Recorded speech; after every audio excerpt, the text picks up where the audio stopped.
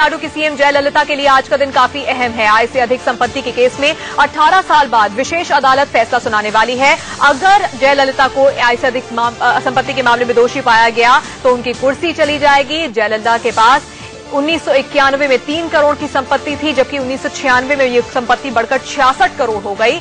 इस दौरान सीएम रहते हुए सिर्फ 1 रुपए की तनख्वाह वो लेती थी।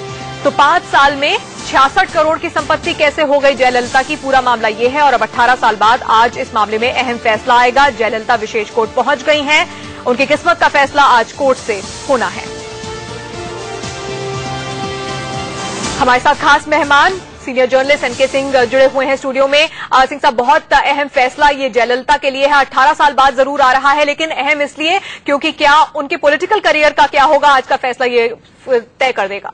जी हाँ, एक ऐसे माहौल में जबकि करप्शन को लेके जो नेता जेल गए हैं उनका भविष्य काफी अहम फैसला ये जयललिता के लिए है। 18 साल बाद जरूर आ रहा है, लेकिन अहम इसलिए क्योंकि क्या उनके पॉलिटिकल करियर का क्या होगा, आज का फैसला ये तय कर देगा।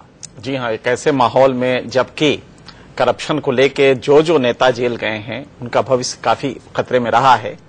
लालू यादव को आप देख लीजिए, लालू यादव फिर से चुनाव नहीं लड़ पाए, उनको कोई ना कोई टाई अप करना पड़ा है मजबूरी में, क्योंकि एक इंडिपेंडेंट अपना जो नेतृत्व होता है वो नहीं दे पा रहे हैं।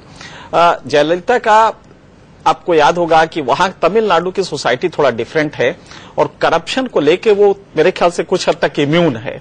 आप याद करिए, जब ये केसेस शुरू हुए थे, जयललिता का सपोर्ट बेस बढ़ गया।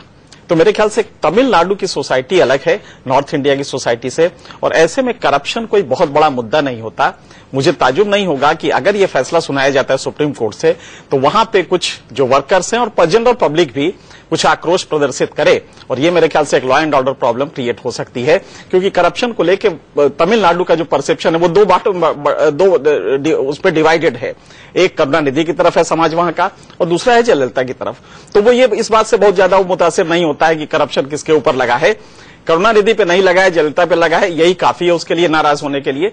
तो ये जो जजमेंट आएगा, इसका मुझे जो फॉल आउट लग रहा है, बाकी तो पॉलिटिकल जो है वो तो होगा ही, लॉ एंड ऑर्डर की प्रॉब्लम वहां पे शायद क्रिएट हो जाएगी, इसका मुझे डर है। बिल्कुल, लॉ एंड ऑर्डर की आप कह रहे हैं प्रॉब्लम क्रिएट हो जाएगी, लेकिन सिंह साहब, जयललिता की किस्मत का क्या होगा, उनके पॉलिटिकल करियर का क्या होगा। हालांकि ये मामला 18 साल पुराना है, लेकिन काफी बड़ा और अहम ये मामला है।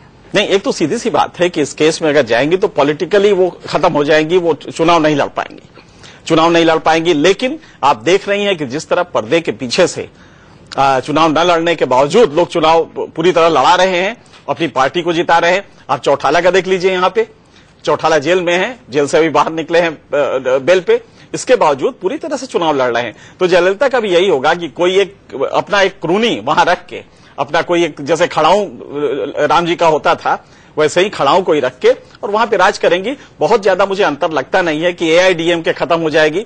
हालांकि ये सिंगल लीडर पार्टी है, ये जितने भी रीजनल पार्टीज हैं उनका कैरेक्टर है सिंगल लीडर पार्टी होना, और अगर लीडर पे आ जाती है तो दिक्कत होती है। लेकिन अगर मान लीजिए कि देश के सबसे बड़े कोर्ट से कोई अगर इस तरह का फैसला होता है तो जयललिता तो जेल में जा सकती हैं, लेकिन एक खड़ाऊ रख के वो अपना राज चलाएंगी और चीजें ऐसे ही रहेंगी। मुझे नहीं लगता कि तमिलनाडु की जनता को इससे बहुत ज्यादा अंतर पड़ेगा। चलिए, कुल मिलाकर जयललिता क्या जेल जाएंगी या फिर उन्हें राहत मिल जाएगी, आज ये कोर्ट फैसला करने वाला है। और विशेष कोर्ट पहुंच भी गई है जयललिता, और इस खबर पर हम लगातार नजर